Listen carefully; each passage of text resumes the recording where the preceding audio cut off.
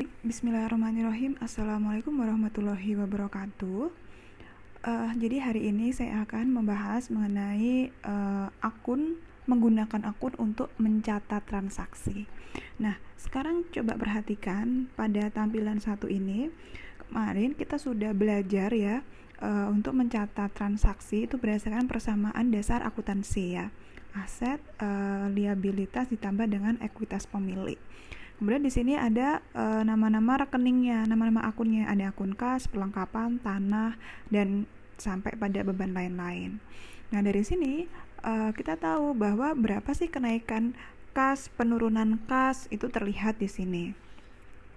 Berapa kondisi dari perlengkapan selama 1 bulan, misalnya selama di bulan November saja. Nah, akan tetapi bentuk ini sebenarnya itu tidak efisien ya. Tidak efisien dan tidak praktis untuk perusahaan yang harus mencatat dan merangkum ribuan atau jutaan transaksi setiap hari. Oleh karena itu, sistem akuntansi dirancang untuk menunjukkan kenaikan dan penurunan setiap elemen persamaan akuntansi di catatan tersendiri, di mana catatan ini disebut dengan akun. Nah, di sini sudah saya tuliskan ya. Ini adalah ini namanya akun T ya. Secara keseluruhan ini namanya akun T. Jadi akun T ini adalah akun yang paling sederhana. Kenapa disebut dengan akun T? Ya karena bentuknya tuh mirip dengan huruf T ya. Hanya buatnya gini, kemudian gini. Nah, ini udah jadi. Nah, kemudian bagian-bagiannya pun ini terdiri dari beberapa bagian ya yang sangat-sangat simpel. Di sini ada nama akun. Ini nama akun. Kemudian di sebelah sisi kiri ini ada debit atau debit. Nah, biasanya sebelah debit atau kiri ini menunjukkan kenaikan ataupun saldo awal ataupun posisi istilahnya tuh kalau dalam matematika positif gitu ya. Sedangkan di sisi sebelah kanan ini adalah sisi kredit yang menunjukkan penurunan atau pengurangan gitu. Nah, sekarang kita coba ya kembali lagi pada tampilan satu ini, transaksi solusi net di bulan November. Ini kan kemarin sudah kita buatnya seperti ini kan, kas ditambah perlengkapan ditambah tanah sama dengan utang usaha ditambah modal dikurangi prive gitu kan sampai pada beban lain-lain. Nah, sekarang saya ambil satu contoh aja nih. Saya ngambil yang mengenai kas. Jadi kita fokusnya pada akun kas. Sekarang kita bikin akun T. Berarti gimana? Ini ya. Kita buat ini biasanya tuh masih panjang. Salah. Oke, saya buat dari awal aja. Saya ulangi ya. Kita bikin T seperti ini. Nama akunnya apa? Nah, kas.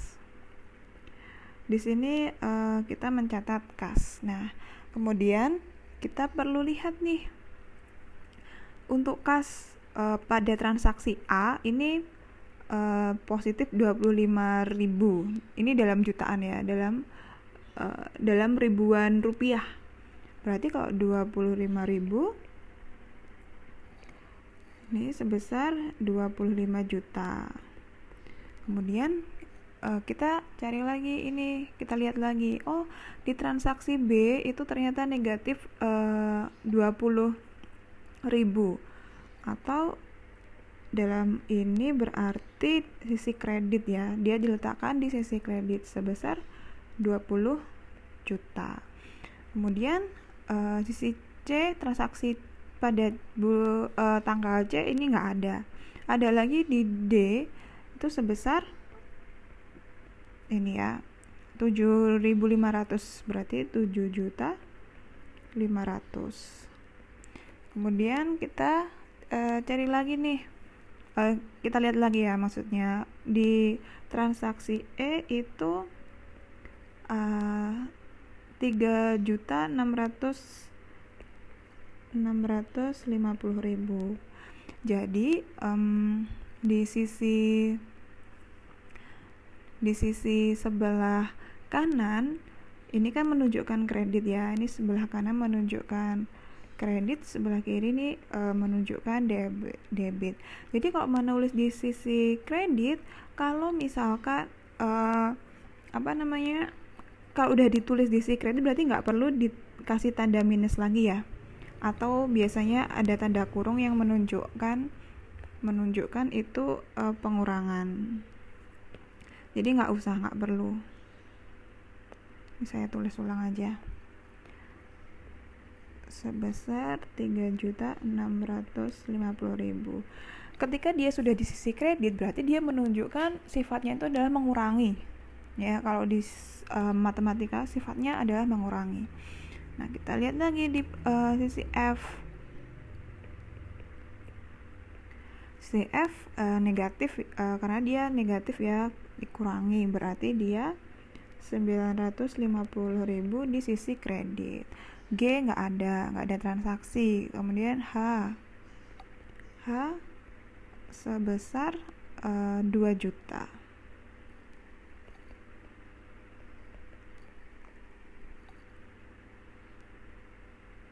Ini dibuat garis seperti ini. Di sini menunjukkan saldo. Saldo itu adalah selisih. Ya. Saldo adalah selisih nilai. Ini ya, selisih nilai debit dengan sisi kredit. Berapa? Berarti harus dijumlahkan dulu. Ini dijumlahkan. Ini juga dijumlahkan.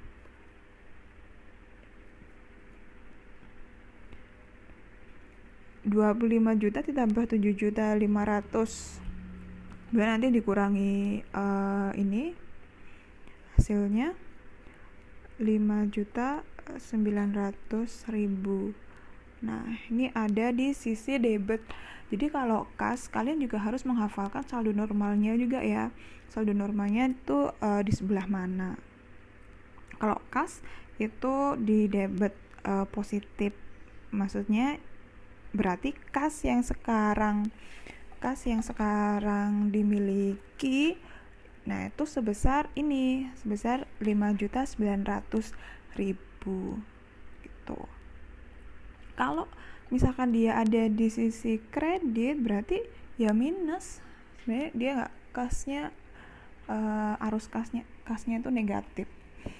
Nah, ini tadi contohnya, ini merupakan akun bentuk T, yaitu cara sederhana untuk menggambarkan dampak transaksi terhadap akun dan laporan keuangan. Oleh karena itu, akun T masih sering digunakan dalam perusahaan untuk menjelaskan transaksi. Namun demikian, nantinya kita menggunakan akun dengan 4 kolom. Ya, bagaimana bentuknya? Nah, akan saya bahas di pertemuan selanjutnya. Sekian dari saya. Mungkin bisa kalau mau mencoba silahkan ya, praktikkan. Jadi dibuka hasil pengerjaan soal kemarin yang saya minta untuk seperti ini, kemudian dibuat akun T kayak gini. Oke ya. Tapi tidak perlu dikumpulkan, tapi hanya untuk kalian aja. Oke, sekian dari saya, kurang lebihnya saya mohon maaf. Wassalamualaikum warahmatullahi wabarakatuh.